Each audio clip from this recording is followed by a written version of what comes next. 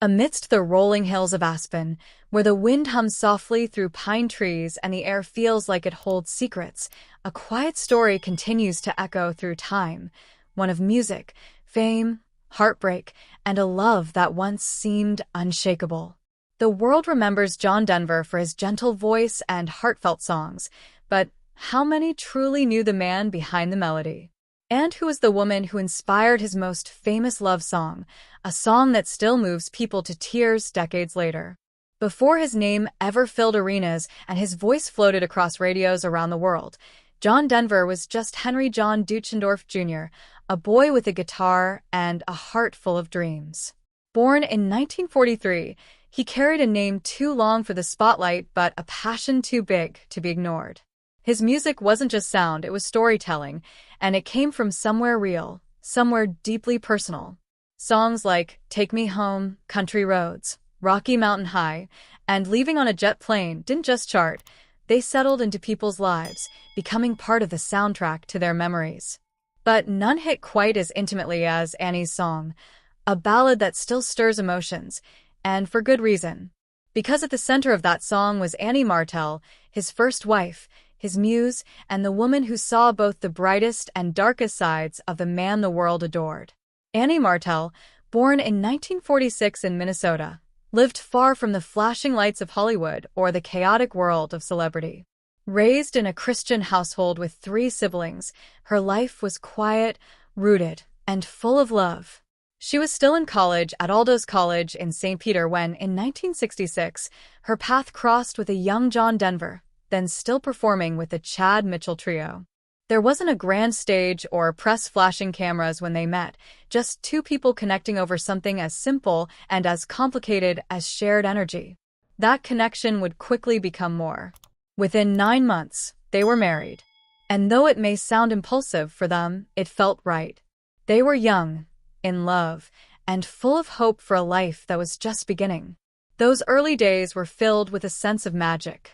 Denver, always a poet at heart, found in Annie not just a partner, but a grounding force. He once wrote that it took only 10 minutes to write Annie's song, a declaration of his love that poured out of him after they made peace during a hike in Aspen, Colorado. It wasn't just a pretty tune, it was a raw, emotional response to a moment of connection. Their shared love for nature, music, and simple beauty formed the backbone of their relationship. They settled in Aspen, surrounded by mountains and quiet, far from the chaos that would eventually test them both. Unable to have biological children, they opened their hearts to adoption, raising 2 children, Zachary John and Anna Kate. Denver often said adopting those children was the best decision he ever made. And through it all, Annie remained by his side, supporting him as his music career took off, and the world started to call his name louder and louder. But fame is rarely quiet. As Denver's star rose, his time at home grew shorter, his tours longer, and his world bigger. The very music that had once connected them began to create a distance neither of them could bridge. Denver would later admit in interviews that the cracks in their marriage didn't come suddenly. They crept in quietly over time. Being apart more than together began to wear on them, and the challenge of keeping 2 lives aligned became overwhelming. Annie, once content with the life they had built, began to feel lost in Denver's shadow.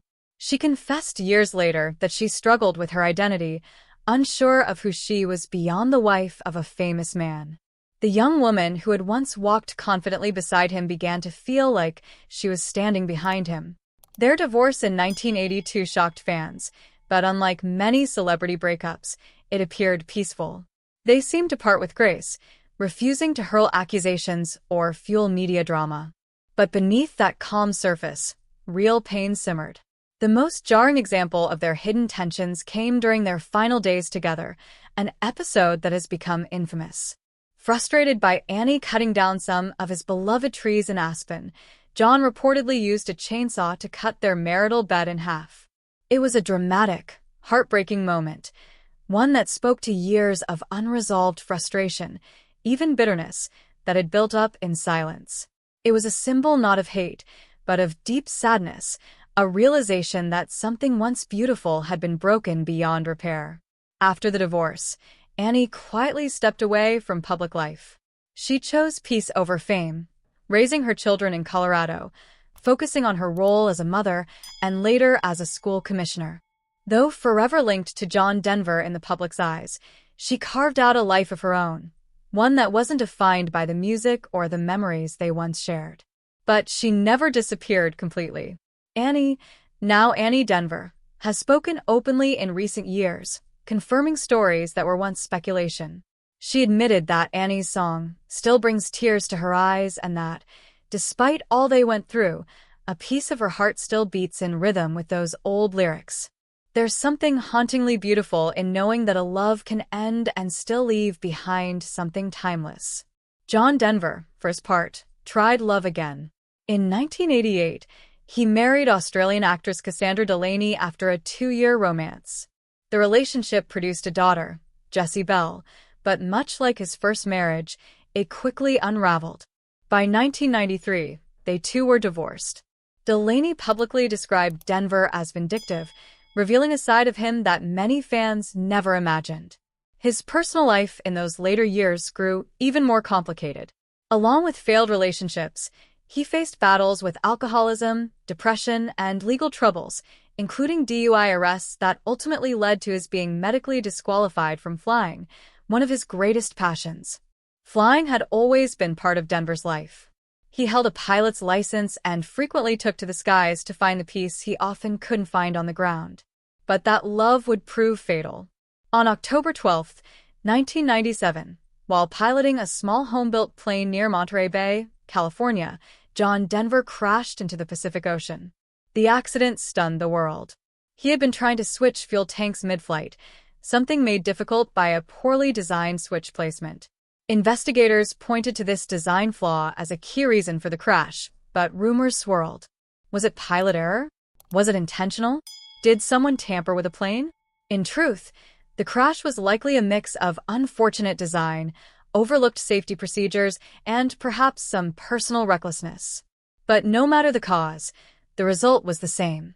The world lost a voice that had once felt like home. Despite the sadness of his final years, John Denver's legacy refuses to fade. His music continues to inspire. Take Me Home, Country Roads found new life in Super Bowl commercials and movie soundtracks. Annie's song remains one of the most heartfelt declarations of love ever recorded. Beyond the music, Denver was also a tireless humanitarian.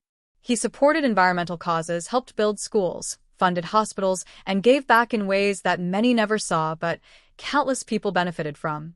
His heart, so present in his lyrics, beat strongly for people, for nature, for peace. The story of John and Annie is more than a romance. It's a reflection of what happens when love meets life. It's about how fame can strain even the strongest bonds, and how some connections never really disappear, even when they end. Annie didn't just support John's career, she helped shape it. Her presence during his rise, her role in their children's lives, and her quiet resilience after their split all tell a story of quiet strength. She remains a poignant figure, a reminder that behind every great artist is often someone who believed in them first. Their story is filled with both harmony and discord, just like the songs John sang.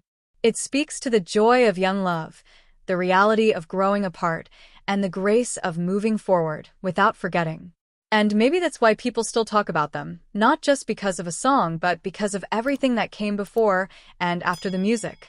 If this story moved you, if you still feel something when you hear his voice or remember their love, don't forget to like this video and subscribe to the channel. There's always more to uncover behind the music we think we already know.